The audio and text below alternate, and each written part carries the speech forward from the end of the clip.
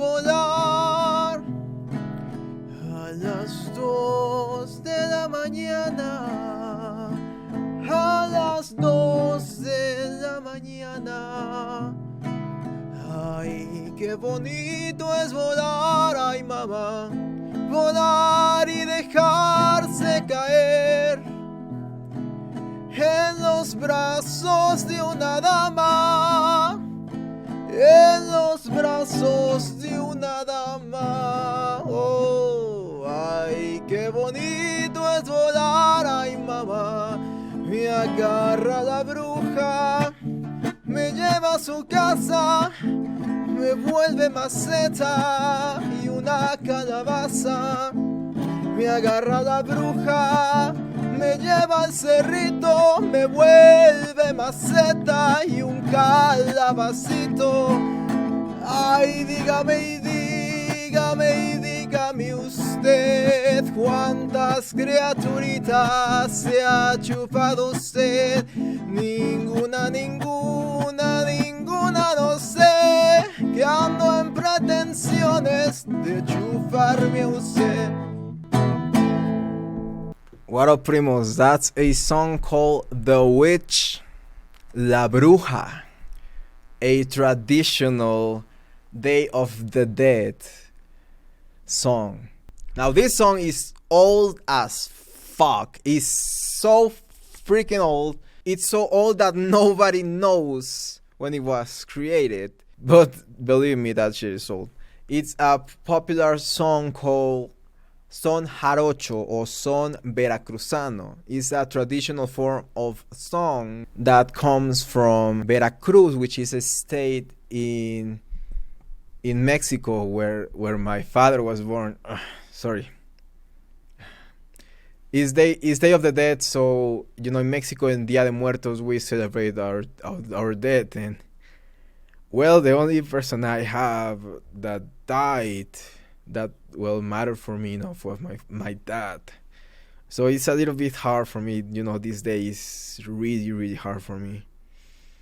But I wanted to come and share with all of you, the beauty of the tradition of Day of the Dead, even if I'm not doing my best. And yeah, I honor him and I remember him in this day by sharing this beautiful music with all of you all around the world. And later I'm going to do a Dia de Muertos stream. Dia de Muertos, by the way, not Dia de los Muertos. Dia de los Muertos is not Dia de los Muertos, okay? It's redundant. We have such a thing called implicit articles and implicit subject in Spanish, so we don't have to be, using laws when we know that we're talking about the dead. So we know this Day of the Dead is Dia de Muertos. We have to say Dia de los Muertos because that's the translation from English, Day of the Dead, Dia de los Muertos. And that's the only reason why people know it as Dia de los Muertos, by the way. It's Dia de Muertos. So if you don't want to sound as a gringo in front of your Mexican friends, your Mexican vatos, just say Dia de Muertos and you'll be fine. But when was this tradition born and how did it came to be? Just like Thanksgiving, unlike Thanksgiving, there's actually an anthropological evidence of how this tradition came to be.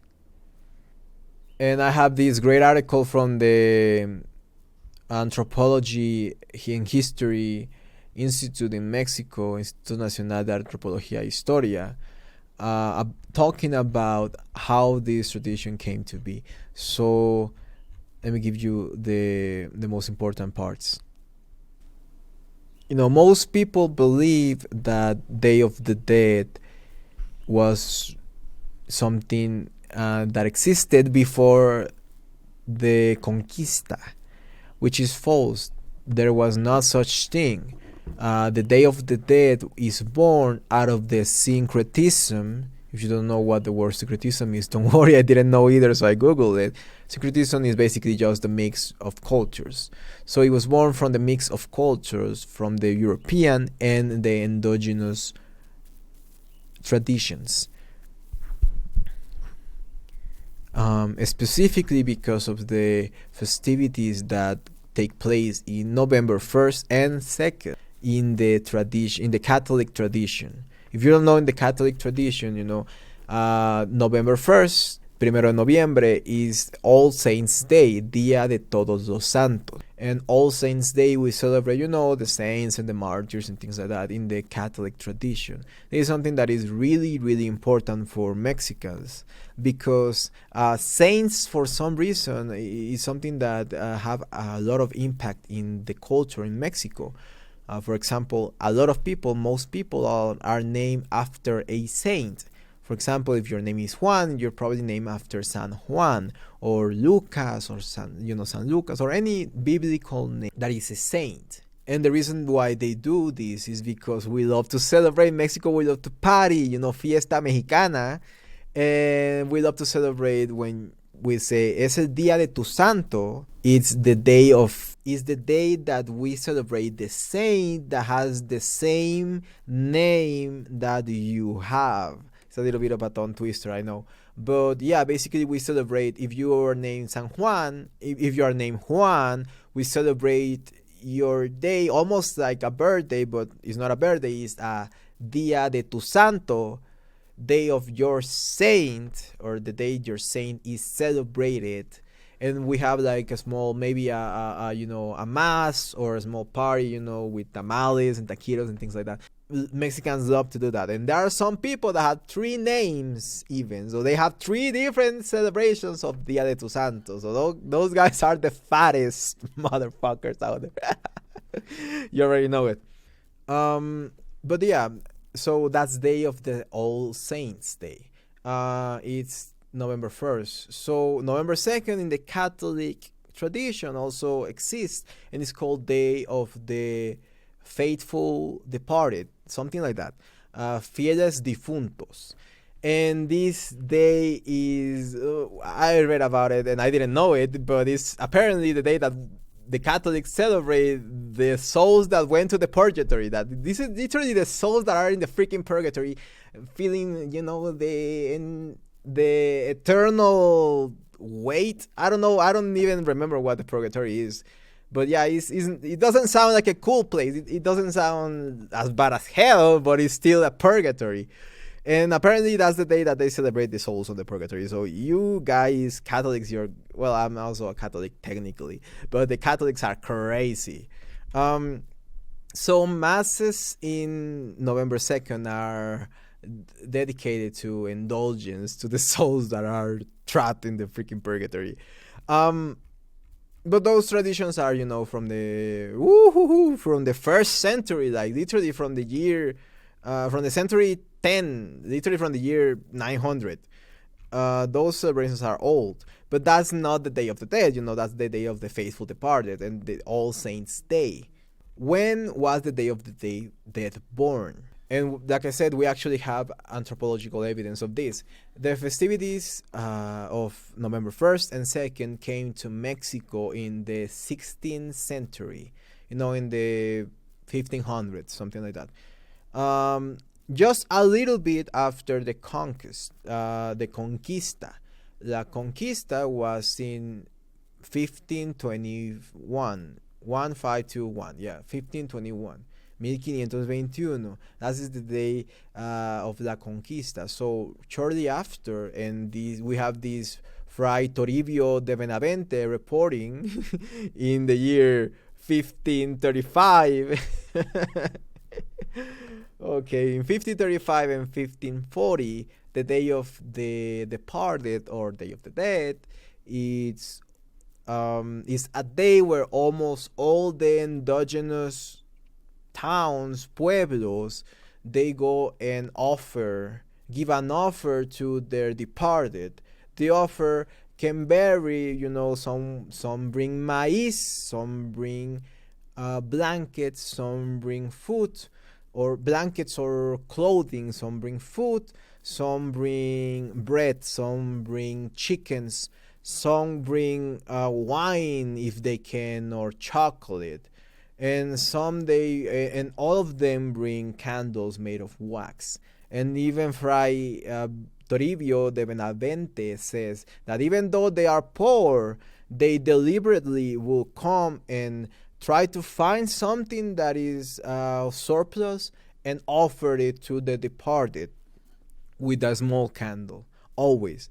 And that is the basically that is the day. Well, those are the years from 1535 to 1540 where the Day of the Dead was born as a festivity, as a tradition. And this is how the tradition was born. If you don't know what we do in the Day of the Dead, we have these altars, we have these we put tables and some blankets, and we will put pictures of our dearly departed, and we will put things that they used to love, things that they used to enjoy. Maybe they like a certain food, so we put a tamal, a taquito or mole. We put something that they enjoy when they were alive. We put pan de muerto, which I'm going to make a short about it. Don't worry about it. I'm going to make a short of it later. Pan de muerto, we put, pan de muerto, and we put which is pan de muerto, which is the bread of the dead. That sounds fucking cool, right? We put pan de muerto, we put the candles, and we put a lot of things that maybe they enjoy. Maybe a certain type of music, a record for my father. In case my father, I would put a record of Jose Jose, which was his favorite singer. My favorite singer too, at least Mexican singer. Jose Jose, or we would put a record player, or maybe if he get like tennis, a racket, he like football, we put a ball, a football, a ballon de football, a soccer ball, and things of that sort, just to remember and honor them by it. I'm not sure, to be honest, if other cultures do something similar, not at the same, but something that is inspired by the same feeling of remembering your dearly departed. But yeah, that will be actually interesting. Let me know in the comments down below if you want me to do a video comparing the different traditions from Day of the Dead, now that we are in the mood of the Day of the Dead. But yeah, that's basically it. That's how it came to be. And we will have cempasúchil flower, which is a flower that is it coincidentally, it's quite a coincidence that is born during this time and this time only of the year. It's only through autumn that flower actually comes, and it has a pretty distinctive smell. Some people say that it smells like death. It smells like have you ever gone to a morgue? Yeah, it smells like that, something like that. Not like a body, in plain, not like a body rotting, but if it smells like weird. I have no idea how to explain it, but you have to come and smell a cempasúchil flower. If you ever can come, if you can ever come to Mexico in a day, come to Mexico in the Day of the Dead.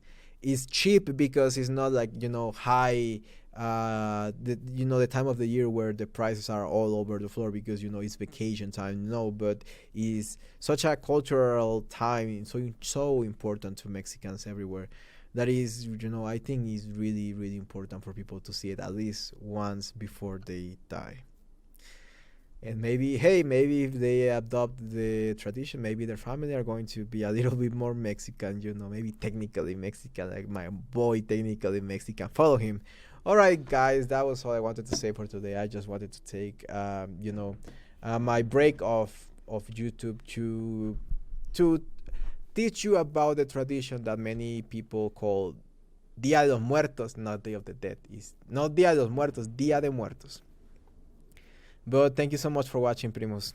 See you in the next one. Bye. Oh, remember.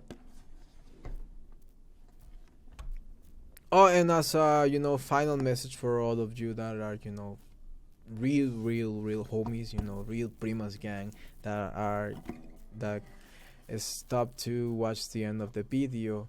Well, thank you so much for all your support. Like, some of you may know, well, YouTube demonetized my channel because of basically because I live in Mexico and I live in a country that has no reliable form of mailing, and basically they are stealing $600 from me, and that's something that I was really hoping to get, and it could have make my life way better. I could have improved the channel as well, put some money into it, maybe buy a camera, I don't know. That's a lot of money that I could do something with it, and now I can't. So if you want to support me and you want to make for me to keep making videos, well, there's my Patreon, where I'm actually going to post all the series, all the videos that there are not in YouTube, because there are a lot of videos, like 50 videos that I didn't upload to YouTube because they were either going to get demonetized or they were not going to have the same impact like the videos I do. Some of you may wonder why I do the videos I do. Is because I have to do it with the trendings so they actually get views. If not, I don't get views. Nobody gets views if you don't do it with the trends, sadly, in YouTube. So you're gonna get the videos, Ahsoka Part 2, El Ahsoka Part 2, Rings of Power, in Mexican, Pasión de Dragones, Mexican House of the Dragon, which is one of my funniest, to be honest. So you're gonna get all of those videos. You're gonna be able to download them for your personal use. You're gonna be able to download all the music that I'm going to post in the channel. Something that nobody is going to be able to do, right? So only is for you guys that support me. So make sure to go to my Patreon. It's as cheap as, I think, $1.99 or 99 cents. I don't remember, but I'm going to set up the tiers as cheap as I can, so you can get access to my channel and I can at least have a form of revenue, to be able to compensate for what YouTube is doing to me. So thank you so much for staying for the end of the video, and hasta la próxima, primos. Bye.